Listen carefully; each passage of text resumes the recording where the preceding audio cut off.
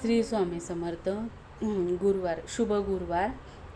गुरुवारच्या दिवशी महाराजांचं, आपण आठवडाभर कामाला जातो किंवा आपण घरात असलं तर मुलं असतात, आपल्याला सेवा करायला मिळत नाही, तरी पण एक माळ आणि 3 अध्याय तरी खरंच सगळ्यांनी करायला पाहिजे. म्हणजे 11 माळी मी पण करत नाही, होत नाही. आणि नित्यसेवेतले 3 अध्याय तेवढे, एक माळ आणि 3 अध्याय तरी ॲटलिस्ट केले पाहिजे. पण 11 माळी आणि 3 अध्याय केल्याचं जे काही फळ आहे ते एक माळ करून मिळत नाही. पण आपण संसारिक आहेत तर त्याच्यामुळे ॲटलिस्ट एक तरी माळ करावी आणि 3 अध्याय वाचावे. आता समजा आपण नित्यसेवा नाही केली तर ॲटलिस्ट म्हणजे आपण सोमवारी तरी पूर्ण सारामृत वाचन करावे, 1 ते 21 अध्याय तरी. म्हणजे मी तरी करते, प्रयत्न करत असते पूर्ण सारामृत वाचन करायचं. दुसरं म्हणजे तारक मंत्र 11 वेळेस बोला, तारक मंत्र, आणि गुरुवारी सेवा करा.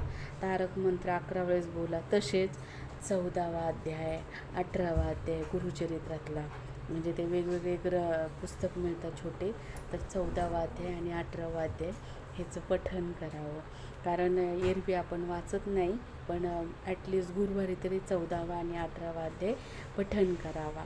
श्री स्वामी समर्थ.